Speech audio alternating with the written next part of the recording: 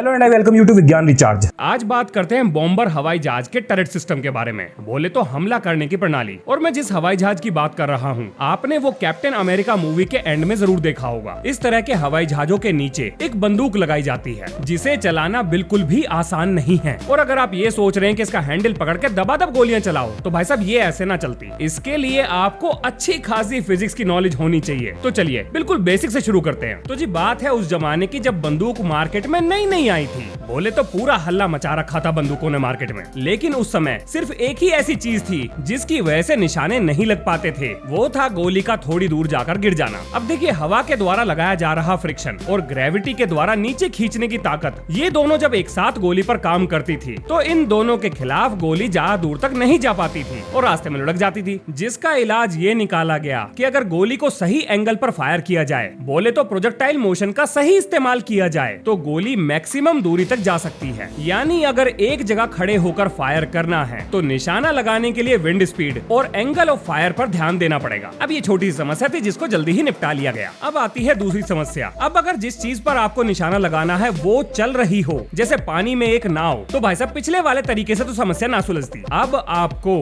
नाव की गति का अंदाजा लगाकर थोड़ा सा आगे निशाना लगाना पड़ेगा, ताकि जब आपके तोप से निकला हुआ गोला अपने निर्धारित निशाने पर पहुंचे तो उस जगह वो नाव मौजूद होनी चाहिए। बोले तो इस्तेमाल होगा वेक्टर्स का, और प्रोजेक्टाइल तो पहले से ही लग रहा है। अब जरा आप ये सोचिए, अगर निशाना लगाने वाला खुद ही चल रहा हो तब क्या होगा। इसका मतलब ये हुआ, बंदूक से निकलने वाली गोली में आपकी खुद की रफ्तार भी जुड़ जाएगी। और अगर ऐसा हो गया तो निशाना सही जगह पर लगाने के लिए आपको पहले ही उस जगह की कैलकुलेशन करनी पड़ेगी जहाँ पर गोली जाकर टकराएगी, ताकि आपका निशाना लग सके, नहीं तो चूक जाएगा। अब भाई साहब ये जो महाशय हैं, सबसे ज्यादा मुसीबत इन्हीं के सर पर है, क्योंकि ये खुद भी चल रहे हैं और जिस चीज पर इन्हें निशाना लगाना है वो भी चल रही है, हवाएं भी चल रही हैं, सही एंगल का भी पता लगाना है, रिलेटिव वेलोसिटी भी कैलकुलेट करनी है। और इन्होंने ये काम समय रहते हुए ना किया तो भाई साहब इनके पंख कुतरे जा सकते। अब जरा आप ये सोचिए कि एक बॉम्बर विमान से अगर निशाना लगाना हो तो कितनी सारी कॉम्प्लेक्स कैलकुलेशंस का पता करना पड़ेगा, तब जाके निशाना लगेगा। लेकिन इस बात का शुक्र है कि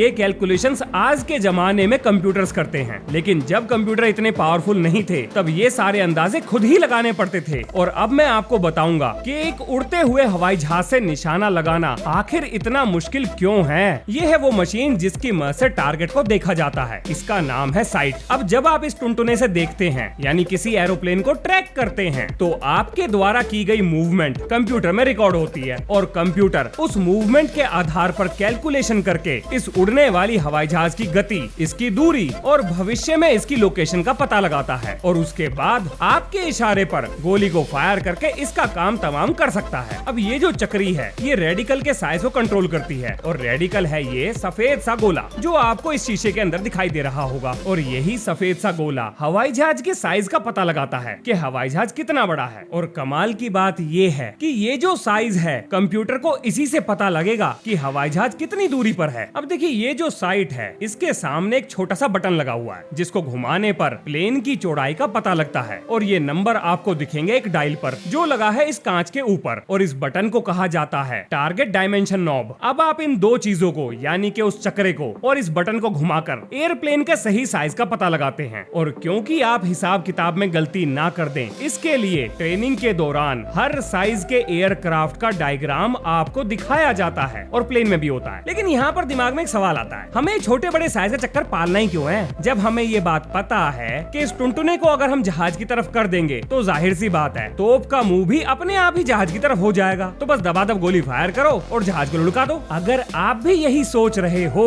तो भाई साहब बहुत बड़ी गलती कर रहे हो। ऐसा नहीं होता, और ऐसा क्यों नहीं होता ये अब जानेंगे। देखिए, जैसे ही आप किसी विमान को अपने साइट पर ट्रैक करेंगे तो कंप्यूटर आपकी मूवमेंट को देखकर भविष्य में उस जहाज की लोकेशन का पता लगाएगा और अपने निशाने को उसी हिसाब से आगे सेट कर देगा, क्योंकि कंप्यूटर को ये बात पता है कि उसके द्वारा चलाई गई गोली किस रफ्तार से जाएगी और उस रफ्तार में वो कितनी दूरी को तय कर पाएगी। तो इन सारी चीजों का हिसाब किताब कंप्यूटर रखेगा, लेकिन उसके लिए जरूरी है कि आप बिल्कुल सही तरीके से विमान को ट्रैक करें। अब आपको ये बात सुनने में बिल्कुल भी अजीब नहीं लग रही होगी, ट्रैक ही तो करना है, ये तो बहुत आसान काम है। नहीं जनाब, ऐसा नहीं होता, सब कुछ इतना आसान नहीं है। अब जरा ये मान लेते हैं कि जब तोप से गोली निकली तो प्लेन की भविष्य वाली जगह पर पहुंचने में गोली को 1 सेकंड का समय लगा। ये है आम जिंदगी। अब जरा आप ये सोचिए सोचिए कि अगर कोई विमान आपके नजदीक उड़ रहा है और बिल्कुल सेम रफ्तार पर उड़ रहा है जिस रफ्तार पर पिछला विमान उड़ रहा था, तो अब आपकी गोली को उस विमान तक पहुंचने में आधे सेकंड का ही समय लगेगा। यानी गोली उस विमान को बिना छुए निकल जाएगी। और ऐसा इसलिए हुआ क्योंकि जो प्लेन जितनी दूरी पर था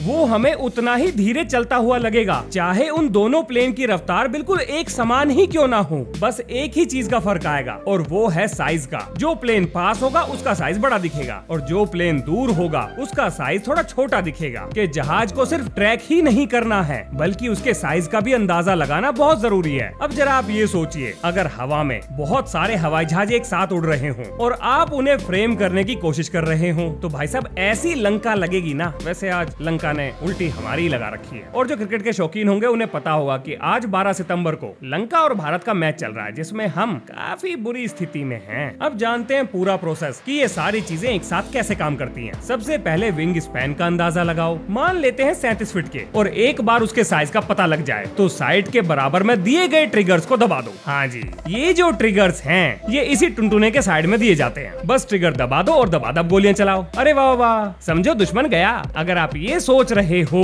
तो भाई साहब ये ना होगा। वो इसलिए क्योंकि आपका दुश्मन कभी भी एक जगह नहीं रुकेगा, तो आपको भी अपना निशाना हर बदलते हुए मूव के साथ बदलना पड़ेगा और लगातार गोलियां बरसानी पड़ेंगी। यानी कि दुश्मन के हवाई जहाज के हिसाब से अपने हाथों को कोऑर्डिनेट करना पड़ेगा। अब आपको पता लग गया होगा कि विमान में गनर का काम इतना आसान नहीं है जितना दिखता है। वैसे अगर आप थोड़ा सा गौर करें तो हमने जो कुछ भी इसमें देखा वो क्लास 11 की फिजिक्स से मिलता जुलता है। यानी relative velocity, projectile motion, vectors का सही इस्तेमाल, ग्रेविटी, एक्सेलरेशन और रोटेशनल मोशन। अगर चीजों को ध्यान से देखोगे तो सब दिखाई देगा। विज्ञान रिचार्ज का जो फेसबुक पेज था उसका एक्सेस अब मेरे पास नहीं है, मतलब पुराने वाले पेज का। मैंने फेसबुक को रिक्वेस्ट डाल दी है कि वो उस पेज को डिलीट कर दे, तो मैंने नया फेसबुक पेज बनाया है जिसका लिंक इसी वीडियो के डिस्क्रिप्शन में है। और क्योंकि उस पर ज्यादा लोग नहीं हैं और आपके पास कोई खूंखार खतरनाक सवाल नहीं है, तो इससे पहले कि वहां पर भीड़ आ जाए उसके मैसेज बॉक्स में क्वेश्चन डाल दो। अगर टाइम मिला तो जरूर रिप्लाई करूंगा। तो मिलते हैं नेक्स्ट वीडियो में। जय हिंद, जय भारत।